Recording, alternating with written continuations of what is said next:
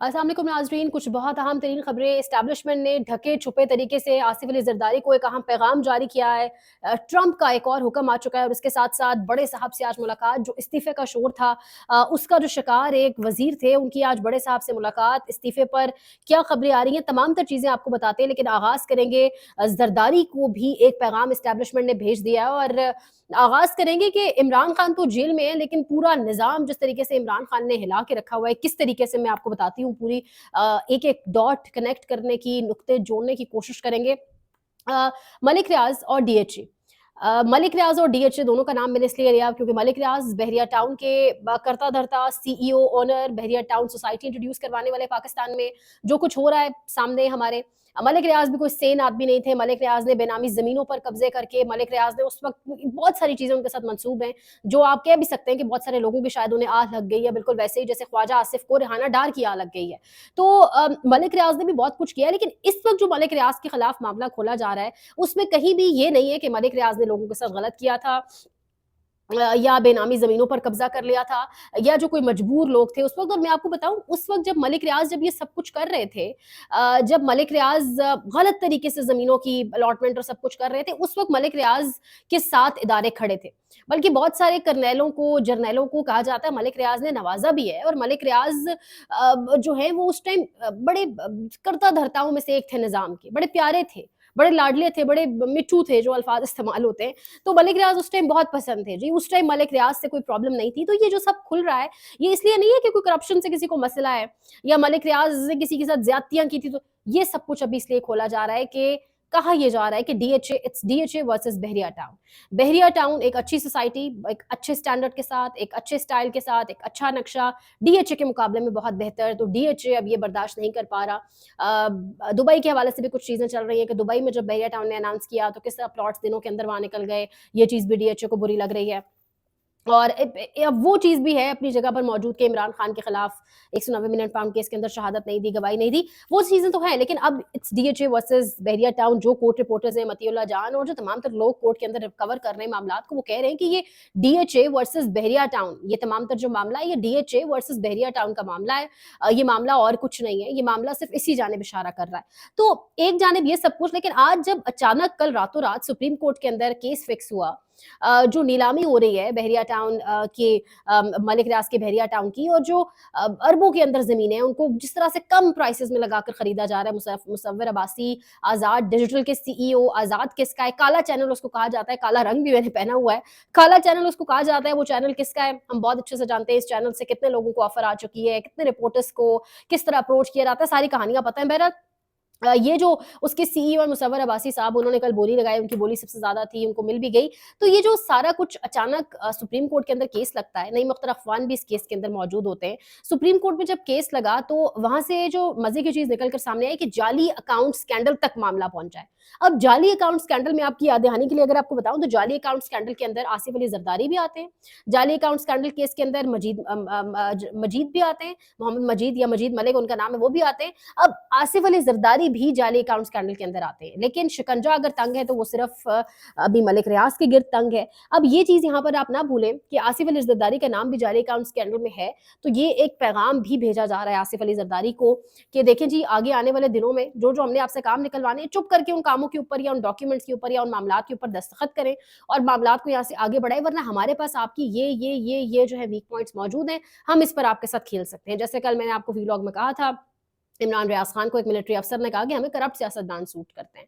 तो करप्ट सियासतदान, जरदारी से बड़ा करप्शन का बेताज बादशाह कौन है, वो सूट करते हैं। फिर इस तरह काम निकलवाए जाते हैं। तो ये जो जाली अकाउंट स्कैंडल का वापस खुलना, जरदारी का इसमें नाम, वापस उस पर हेयरिंग, फिर हेयरिंग के अंदर मलिक रियाज के बेटे का ये कहना कि प्ली बार्गेन उस टाइम जो कराई गई थी वो दबाव के तहत कराई गई थी, रजामंदी से नहीं की गई थी। शायद अब सुप्रीम कोर्ट रोक दे नीलामी के प्रोसेस को। उस टाइम 8 जो जायदादें हैं उसकी उन्होंने नीलामी के हवाले से जो है वो इजाज़त दे दी थी अदालतों को, जब ये मामला खुला था जाके। तो यानी जाली अकाउंट स्कैंडल का वापस खुलना ना एक बहुत बड़ा पैगाम है। मैं आपको यहाँ बताऊँ, ये एक बहुत बड़ा पैगाम हो सकता है, क्योंकि आने वाले दिनों में मोहसिन नकवी को वज़ीर-ए-आज़म बनाए जाने की बातें भी हैं। जब मोहसिन नकवी को वज़ीर आज़म बनाना होगा तो ऑब्वियसली फिर वोट भी लेने हैं ऐवान से मोहसिन नकवी ने। वो भी बातें 27वीं तरमीम की बातें भी मौजूद हैं। फिर आने वाले दिनों में सदर के ओहदे की बातें भी हम बहुत पहले से सुनते रहे। सबसे पहले तो सदर वाले ओहदे से ही आगाज़ हुआ। तो ये सब कुछ पेपर पर मौजूद है। तो इन तमाम तर चीज़ों के अप्रूवल के लिए फिर इस तरीके से तो मामलात आगे बढ़ेंगे। और यही से अगर आप मामला उठाकर देखें तो ट्रंप ने आज सुबह सवेरे एक नया ऑर्डर भी दिया है ना। उसने कहा है खलीजी रियासतों को कि एक्सेप्ट करो ज़रदारी को माज़रत के साथ एक्सेप्ट करें इसराइल को। तमाम खलीजी रियासतें इसराइल को एक्सेप्ट करें ताकि मामला यहाँ से आगे बढ़े और पीस आ जाए मिडल ईस्ट में। तो जो ट्रंप खलीजी रियासतों को ये कह रहा है, जिसमें से बहुत सारी नोइंग द फैक्ट तस्लीम कर भी चुकी है। जो ट्रंप उनको ये कह रहा है, क्या वो ट्रंप हमें ऑर्डर नहीं देगा? ट्रंप है ही ट्रंप पहले बिज़नेसमैन है, बाद में सियासतदान है। वो अगर अभी आपको बुलावे आ रहे हैं, अगर अभी आपको मुलाकातें, एक वक़्त था सालों-साल मुलाकातें पाकिस्तान से शेड्यूल नहीं होती थी अमेरिका की, अगर अभी आपको मुलाकातों की ऑफ़र आ रही है, सब आ रहा है, तो इसलिए नहीं आ रहा कि ट्रंप हमें कोई बहुत पसंद करने लग गया है या पाकिस्तान-अमेरिका ताल्लुकात बड़े लॉन्ग टर्म के लिए बड़े अच्छे हो गए हैं। ये सिर्फ़ शॉर्ट टर्म है। क्रिप्टो, मिनरल्स, कुछ मामलात हैं। इसराइल का मामला भी ऑब्वियसली पेपर पर मौजूद है, ये ढकी-छुपी बात तो नहीं है।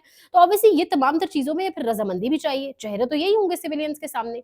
चेहरा तो ज़रदारी का होगा, चेहरा तो नवाज़ शरीफ का होगा, चेहरा तो शहबाज शरीफ का होगा, मरियम नवाज़ का होगा। इससे पहले भी सब कुछ उन्होंने किया है। करप्ट पॉलिटिशियंस सूट करते हैं, अभी भी वो करेंगे, आगे भी। तो ये जो तमाम तर कहानियाँ और ये बहुत सारे पहलू हैं जिन पर आगे बातें मनवानी है इस क़यादत से, और ये क़यादत इसराइल को भी एक्सेप्ट कर लेगी। इनके लिए क्या मसला है? मसला इनके लिए है अपनी कुर्सियाँ छोड़ना। जब सदर से कहा जाएगा आप कुर्सी से हटें, जब शहबाज शरीफ से कहा जाएगा आप कुर्सी से हटें, हमने किसी और को लाना है, वहाँ पे तकलीफ हो सकती है। लेकिन वैसे शहबाज शरीफ को वहाँ भी नहीं होगी, वो यस सर कहते हुए उतर जाएंगे। और बात वही है, सिद्दीक जान साहब का भी मैंने इंटरव्यू किया है, siyaasat.pk पे जाके देखिएगा, शाम तक पब्लिश हो जाएगा।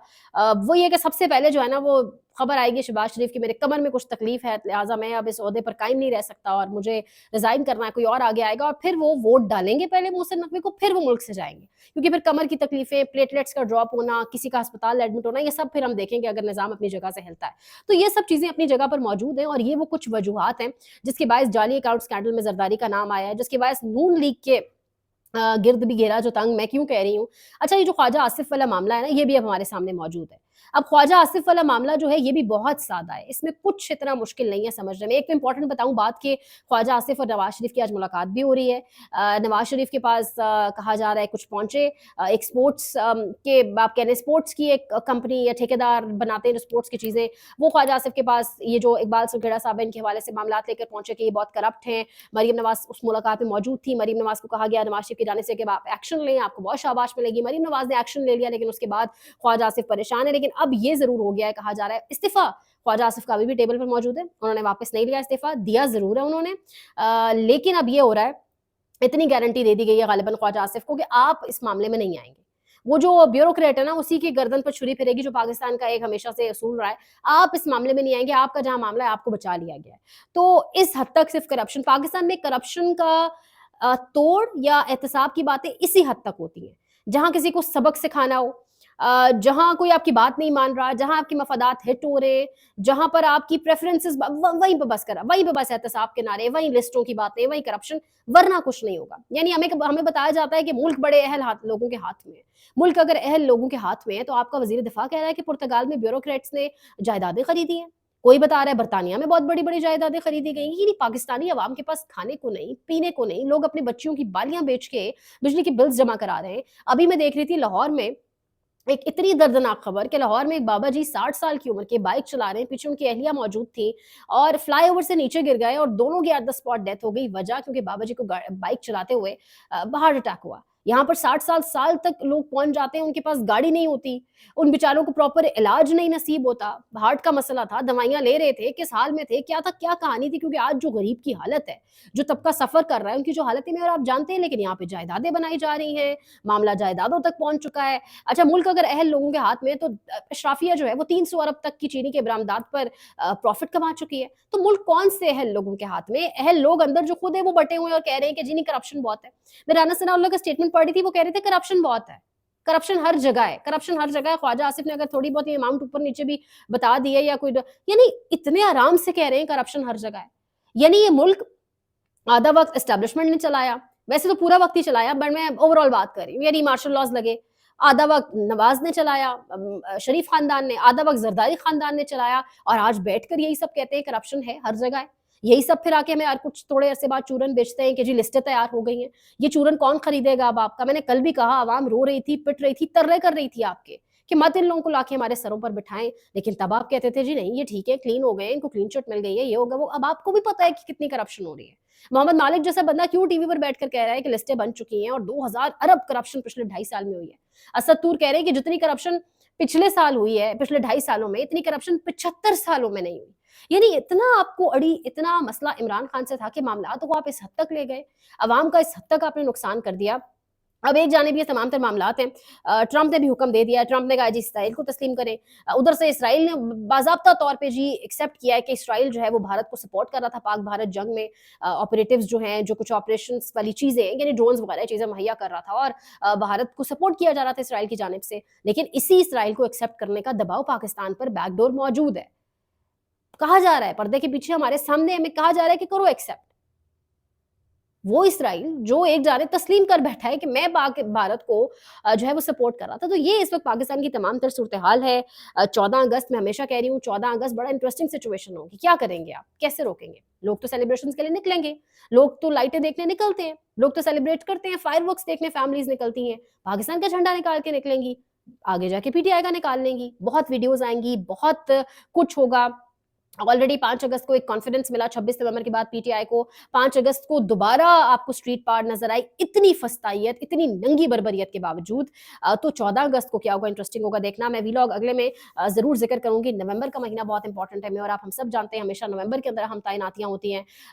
इस बार तैनाती होगी या मामला किसी और जाने पड़ेगा, नवंबर से पहले ही कुछ हो जाएगा। हर आने वाला दिन बड़ा इंपॉर्टेंट है।